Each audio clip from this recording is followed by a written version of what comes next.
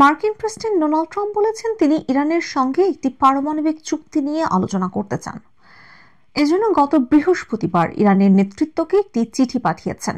Trump আশা করছেন Iran আলোচনায় রাজি হবে। শুক্রবার ফক্স বিজনেস নেটওয়ার্কে দেওয়া সাক্ষাৎকারে ট্রাম্প বলেন, আমি বলেছি আশা করি আপনি আলোচনায় বসবেন, কারণ এটি ইরানের জন্য অনেক ভালো হবে। ট্রাম্প আরো বলেন, অন্য বিকল্প হলো আমাদের কিছু করতে হবে, কারণ আরেকটি পারমাণবিক অস্ত্র তৈরি করে দিতে পারি না। ট্রাম্পের চিঠিটি মূলত ইরানের সর্বোচ্চ ধর্মীয় নেতা আয়াতুল্লাহ আলী খামেনির উদ্দেশ্যে লেখা।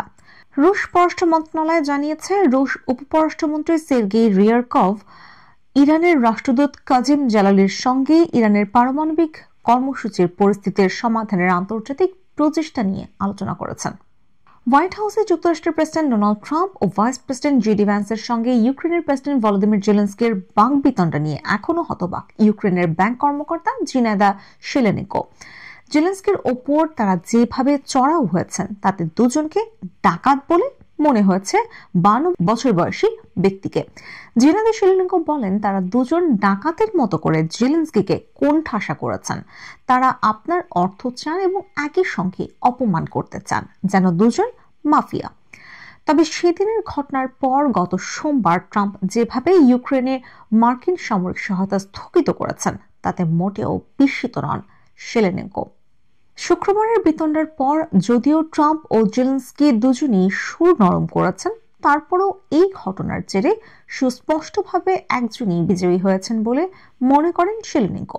তিনি বলেন, ধারণা করুন তো কে এখন আনন্দ করছেন। তিনি হলেন ক্রেমলিনের সেই রক্তচোষা শিশুদের হত্যাকারী। মোটা দাগে রুশ প্রেসিডেন্ট ভলোদিমির পুতিনকে বুঝিয়েছেন তিনি। ইউক্রেনের উত্তরাঞ্চলীয় শহর চেরনিহিভের সামরিক বিশ্লেষক মিখাইলো জিরোকভের মতে, ইউক্রেনে যদি যুক্তরাষ্ট্রের সামরিক সহায়তা পুরোপুরি বন্ধ হয়ে যায় তাহলে লকহিডের মতো যুক্তরাষ্ট্রের অস্ত্র উৎপাদনকারী প্রতিষ্ঠানগুলো বড় অর্থনৈতিক ও আইনি সমস্যায় পড়বে, কারণ এই প্রতিষ্ঠানগুলোকে কিয়েভের জন্য অস্ত্র তৈরি করার দায়িত্ব দেওয়া হয়েছিল। আল জাজিরাকে জিরকভ বলেন, ইউক্রেনকে গোয়েন্দা তথ্য সরবরাহ ও বন্ধ করতে পারে ওয়াশিংটন। এর মধ্যে থাকতে পারে সামরিক স্যাটেলাইট থেকে ধারণ করা গুরুত্বপূর্ণ সব তথ্য। এছাড়া যুক্তরাষ্ট্রের তৈরি F-16 যুদ্ধ বিমান সহ অত্যাধুনিক অস্ত্র পরিচালনার জন্য পাইলট ও অন্য কর্মীদেরও প্রশিক্ষণ বন্ধ হতে পারে। সেটি হবে সবচেয়ে খারাপ বিষয়। তাহলে সবচেয়ে ভালো বিষয় কি হবে? জিরকভ বলেন, সবচেয়ে ভালো বিষয়টি হবে যুক্তরাষ্ট্রের কাছ থেকে ইউক্রেনের এরই মধ্যে যেসব অস্ত্র পেয়েছে তা শেষ হওয়ার আগে কয়েক মাসের মধ্যে ওয়াশিংটন ও কিয়েভের মধ্যে একটি কূটনৈতিক সমঝোতার পৌঁছানো। ইউক্রেনে মার্কিন অস্ত্রের চালান স্থগিত করতে ট্রাম্প যে নির্দেশ দিয়েছেন তার বড় প্রভাব পড়বে দেশটির আকাশ প্রতিরক্ষা ব্যবস্থায়, বিশেষ করে কিয়েভ ও ওডেসার মতো বড় শহরগুলোয়। এই শহরগুলোয় যুক্তরাষ্ট্রের তৈরি প্যাট্রিয়ট আকাশ প্রতিরক্ষা ব্যবস্থা মোতায়েন করা হয়েছে। রাশিয়ার ক্রুজ ও ব্যালিস্টিক ক্ষেপণাস্ত্রের বিরুদ্ধে প্যাট্রিয়ট বড় সফলতা দেখিয়েছে। যদিও ইউক্রেনকে এই আকাশ প্রতিরক্ষা ব্যবস্থা এবং ক্ষেপণাস্ত্রগুলো জার্মানি ও ইসরায়েল সরবরাহ করেছে, তবে ক্ষেপণাস্ত্রগুলো শুধু যুক্তরাষ্ট্রে উৎপাদন করা হয় এবং প্রতিটি ক্ষেপণাস্ত্রের দাম কয়েক মিলিয়ন ডলার।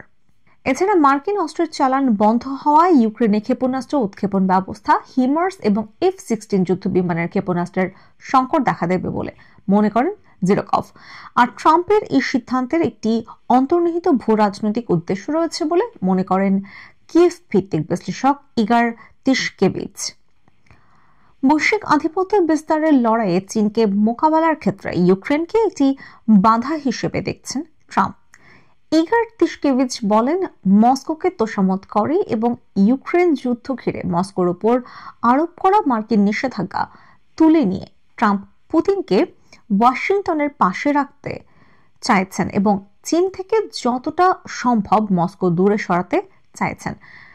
আল জাজিরাকে এই বিশ্লেষক বলেন, ট্রাম্প মনে করেন তার এটা দ্রুত করা প্রয়োজন।